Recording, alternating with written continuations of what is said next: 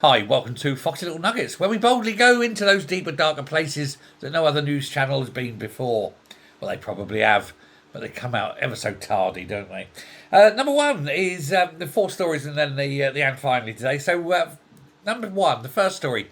Justice, as we know, is blind, but it appears that it's not colourblind. With Britain's legal profession on the Northern Circuit have reportedly been invited to an internal seminar with the extraordinary and real title Replacing Whiteness. So we are being race replaced. Yeah, replacing whiteness. What a title. Not replacing the Crown Court roof, not replacing the barristers who fled criminal legal aid, not replacing the enormous backlog of cases, good Lord, no. Whiteness.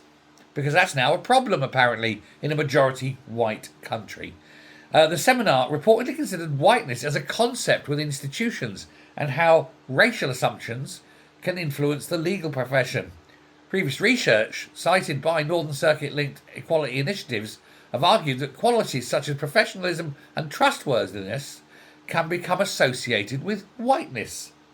Now, tackling genuine racial discrimination is entirely reasonable, but I do wonder whether a justice system based upon the principle that everybody should be treated equally before the law might perhaps achieve that without organising seminars that sound like the working title of a particularly angry sociology dissertation. Imagine being the defendant. Your Honour, when will my case be heard? 2029. Why? Terrible backlog. Can anything be done? Absolutely. Thursday afternoon we're replacing whiteness. Oh, splendid. That'll clear court 4 by 4 o'clock. Here's the thing. It's been shown in cases that an all-white jury will, how can we say this, convict at a lower rate a non-white suspect, accused. But if you have more than 3 non-whites on a jury and a white suspect, they convict at a higher rate. So if you want to know where the racism is, it ain't with Whitey. Story number 2. Tice. Tice and the NCA, the National Criminal Agency. National Criminal Agency makes it sound, police sound like criminals, crime agency. Although, I don't know. Does have a ring about it. But Richard Tice and Nigel Farage have launched legal action against the NCA. This is over alleged leaks of confidential banking information. Now, they have been threatening to do this for some time, but now they've taken the formal steps and off they go to court. The Reform politicians claim that private details contained in suspicious activity reports were improperly disclosed to journalists. The information related to financial transactions involving major donations connected to Farage and Tice, and they're now seeking damages. The disclosure of who received the information and an admission of wrongdoing are also being requested.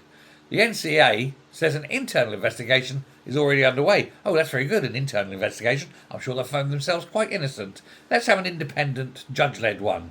See what happens then. But Richard Tice, who normally spends his time accusing the establishment of pursuing reform, has apparently decided the appropriate response is to pursue the establishment. And for once, he's right. But this time he's doing it through the High Court. It's wonderfully British, don't you think? Oh, yes, I'm going to take you to court. In some countries, political disputes are settled by tanks outside the presidential palace. But here, somebody puts on a wig and tights and says, "Me lad, me client would like to know who leaked his bank statement. Why am I sounding like Parker out of Thunderbirds?" Who, Parker?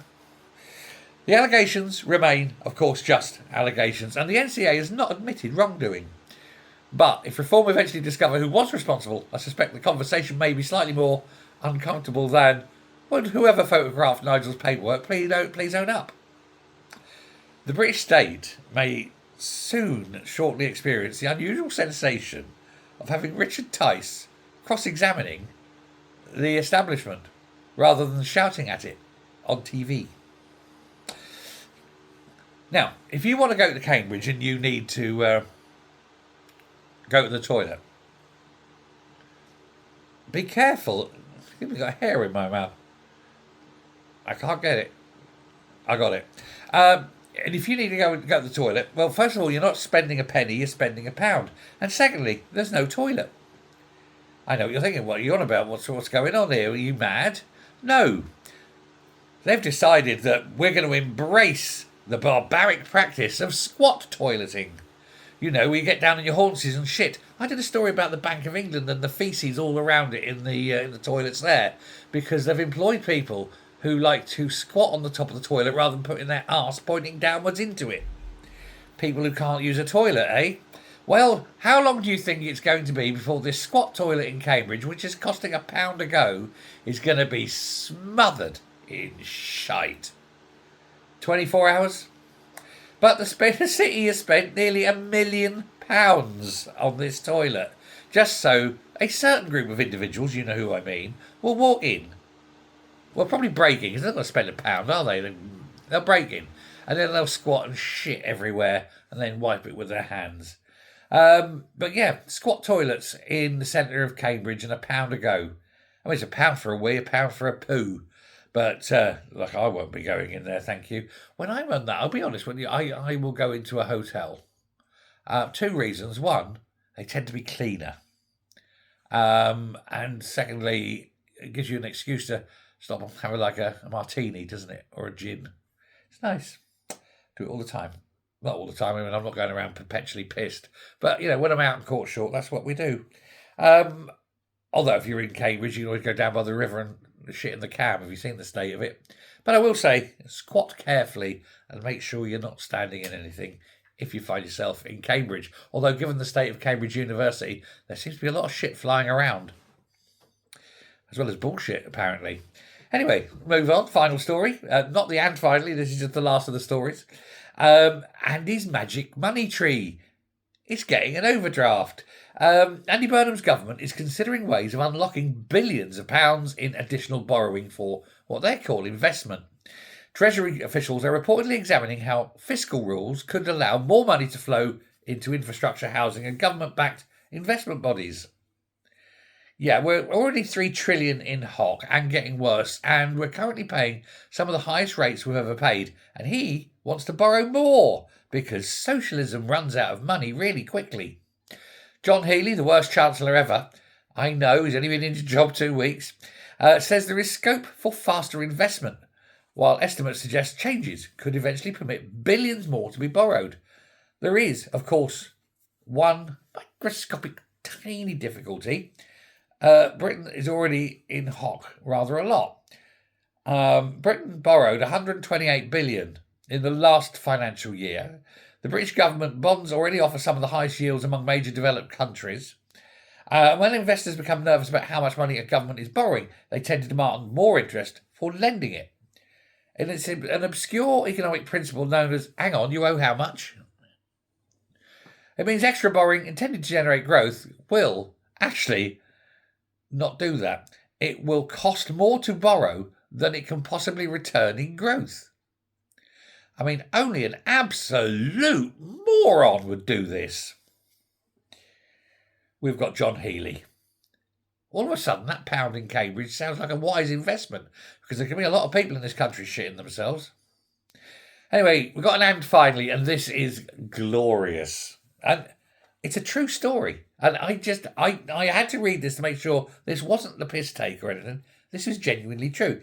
And it's gloriously optimistic. It comes from the Edinburgh Fringe, so if you're up there, you must go and see this. There's a new show, and it's celebrating, and I kid you not, Zambia's extraordinary attempt to join the space race in the 1960s.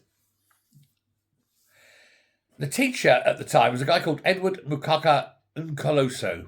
He created his own space agency, and he trained a team of so-called, and I kid you not, Afronauts. And he was hoping Zambia might somehow beat both America and the Soviet Union into orbit. It never happened, but mainly because nobody would give him enough money. But their first initial rockets were made out of wood. Dear heavens. Decades later, this true story has now become a symbol of ambition, imagination, and sheer bloody refusal to accept that some dreams are just, well, too wild to attempt. But, and frankly, there is something rather wonderful that they did attempt it. Somehow, humanity advances not because of some genius, but because somebody sensible draws up a detailed plan. And sometimes it advances, though, because someone looks at the moon and says, yeah, we'll go there. And then he looks at his wooden rocket.